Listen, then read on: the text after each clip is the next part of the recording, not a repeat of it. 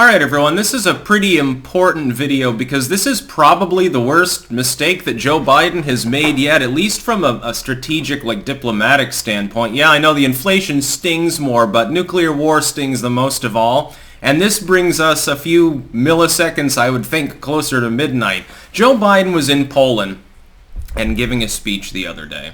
His lackeys, the morons in the moron media, you can call them in that interchangeably, the legacy media at this point, for even slightly supporting what he was saying there, giving a speech about Ukraine and Russia, and he gets compared to JFK first and foremost, which is hilarious. It's like they're comparing Zelensky to Winston Churchill.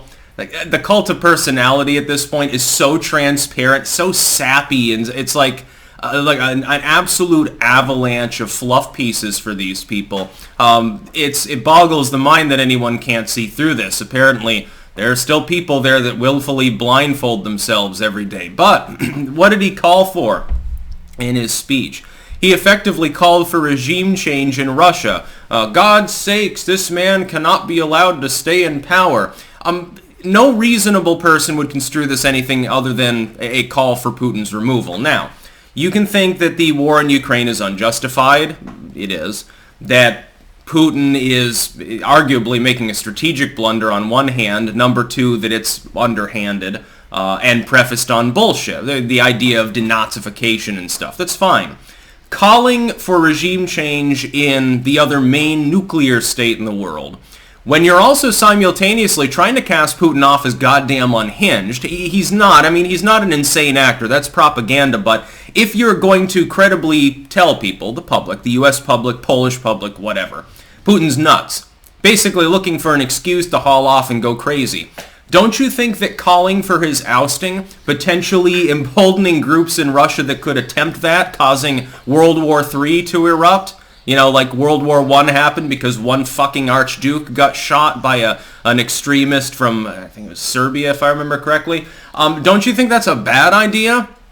Talk about the metaphor of poking the bear. And I love seeing that liberals do their gung-ho patriotism thing. Complete 180 from what they had been doing for the last couple of decades, but whatever. They're NIMBYist hypocrites that only care about the letter after Biden's name not being R.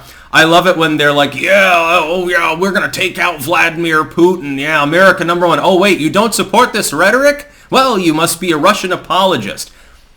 It's beyond explanation at this point. I can't believe, genuinely, when I look at polls, most Americans don't want to get directly involved in Ukraine.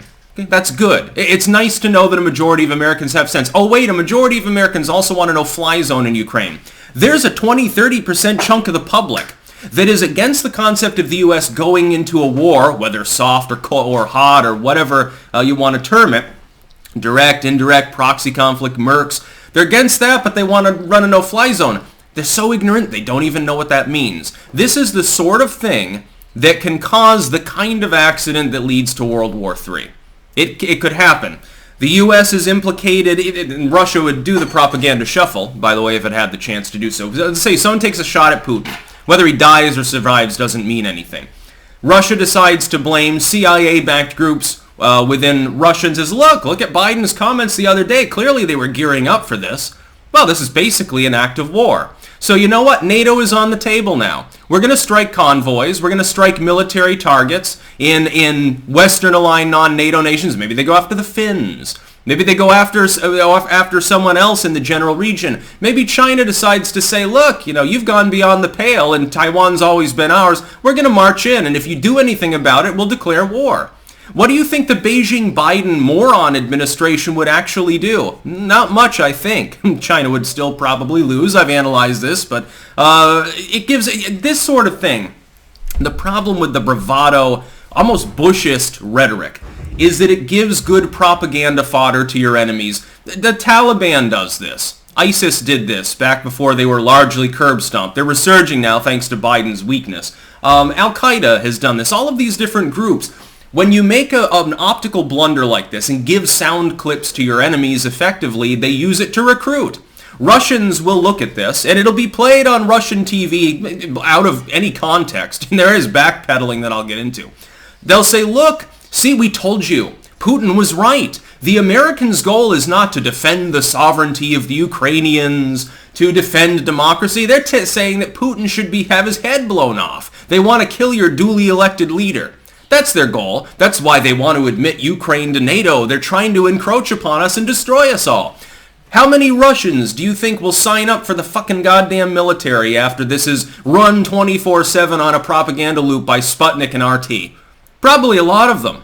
I know I would be mad if some foreign... Well, at the moment I wouldn't be mad because I just don't give a fuck about the idiots in D.C. Under normal circumstances, if you have a reasonably competent leader, duly elected, etc., and some foreign state says, oh, I think they should be beheaded, I think that they're so evil that we should assassinate them, or you insinuate these things, it rankles people. They want to be left alone largely. I don't think the average Russian is in favor of what's happening in Ukraine. This probably moves the meter against that direction, just to be clear. Then, the White House comes out, right? Almost instantaneously. It's like instant fact-checking of their own dude, their own steward. Biden malfunctions, and he says what they're claiming is, well, no. In the context, really what they were saying is that Putin can't continue to wield power over his neighbors. What person, link in the description, fucking watch this. What rational person would look at this statement by Biden, and there's no context really to be supplied that ameliorates what he said, who would look at that and think it was anything other than an insinuation for the need for regime change? It's about Putin remaining in power. Now you can say, well, that means the Russian people should vote him out of office. That'd be great. You see, the problem is Biden and other people have continuously harped on the fact that the Russian elections are effectively rubber stamped. I mean, they are. That part's not wrong, although you say the same about certain Western nations. Honk, honk, at least in the recent past. If you're going to say he's insane, then why would you give this fodder to him?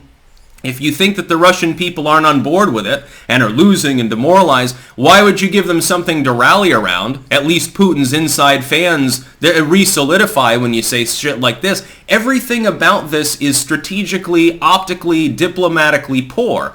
Unfortunately, I can't say I'm surprised. We've gotten used to seeing the Biden administration do this over and over again. This is not the first time that the White House staff have had to come out and reiterate what Biden actually meant. No, Joe Biden said that it was a nice sunny day in the middle of a downpour. He was being facetious. And clearly he wasn't. He was just confused. They've done this before. Joe Biden didn't actually say that he wanted to confiscate the AR-15. No, that's not what he was talking about. But you have a quote, and it's explicitly what he said.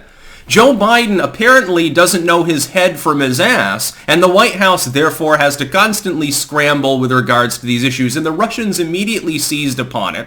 They're going to broadcast it as wider propaganda now over the next few days, I'm sure, but they immediately seized upon and talked about it. Their response, rather mild actually, compared to what it could have been, saying, look, Biden's not in charge of who runs Russia. A little bit more measured than I would have expected. I would have expected them to say, this is basically a call for war, you know. Maybe Biden should shut the fuck up. And it's funny. I see the desperate liberals over and over again, Biden's shrinking fan base. Well, if you criticize any of the U.S. policies, if you say that the Russians are right about anything, even if in this case they'd be right to be mad, again, context aside, that you're pro-Putin or something like that. No, the war never should have occurred. Russia never should have invaded because there never should have been the missteps by NATO countries under the Biden admin and also under the Obama admin Biden was part of. The missteps never should have happened. We got separate issues with regards to Hunter Biden's laptop, emails regarding certain developments in Ukraine related to medicine that are being hastily covered up too. The Biden White House is goddamn clueless. This should have been expected. The problem is this. Here's the real core problem. The powers that be that control Biden, because he is a steward, number one, he makes mistakes. He's just a puppet. If he goes off script at all, he says weird shit like this. He tries to be emotional. He does the creepy whisper thing, or the ranting old man shouting unnecessarily thing, or he, basically threatens to assassinate another world leader. That happens. Think about what's actually there for in power. It's a cabal. It's a loosely organized network of oligarchic individuals. They're corporate, they're military, they're diplomatic, etc. They don't always agree with each other. This is one of the reasons why a world dictatorship is unlikely to ever happen. There are too many people willing to backstab one another. The war general says, no, we can clean up these enemies. I want to see some gore and violence because, he's a psychopath. The corporatist says, well, that's not going to make us any money. It would be better to get them to fight each other and arm both sides or something like that. And they get to squabbling over public policy. In the absence of any single leader capable of unifying the various efforts of both the malevolent and the benevolent, you get confusion. What else have we seen from the Biden White House but a land of confusion-style quasi-dystopia in which the so-called president is an out-to-lunch steward vegetable? How does he have anyone supporting him at this point? When I see people praising his speech in Poland, yeah, except for the part where he basically calls for World War III to break out. That'd be lovely. See, again, the corporatists and the neolib neocon complex, the generals, the bigwig politicians, the rich, legacy media heads, they and their kids don't have to worry about fighting.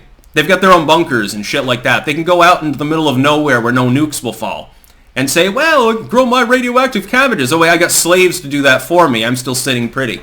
I'm basically a feudal chieftain now. Huzzah, I'm still rich. Piles of gold and shit. These people, really, if anyone needs to lose power, it's Joe Biden because he keeps inching us closer to World War III. He should be kicked out of office for this. He should be impeached and removed. Just to be clear, he should be 25th for his incompetence.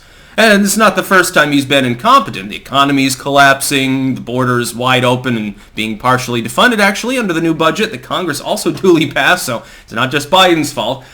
You've got multiple diplomatic failures, not failures, but disasters. Afghanistan, now in Ukraine, you'll probably have more over the next year. If anyone thinks things are going to get better, I hate to tell you, but, sometimes the glass really is half empty. In this case, Biden just knocked it off the fucking table with this particular commentary. This is beyond the pale. This is not the sort of thing, generally, that you see launched at another developed-ish nation. Especially when the United States is, under the Biden admin, it's like, well, I wish that Russia would show restraint and they're trying to get negotiations going. Initially, attempts to broker via United States, in part by Israel, which is basically a U.S. vassal state. You're trying to get the Russians to come to a table and stop, and you're threatening effectively to kill or stage a coup against Putin.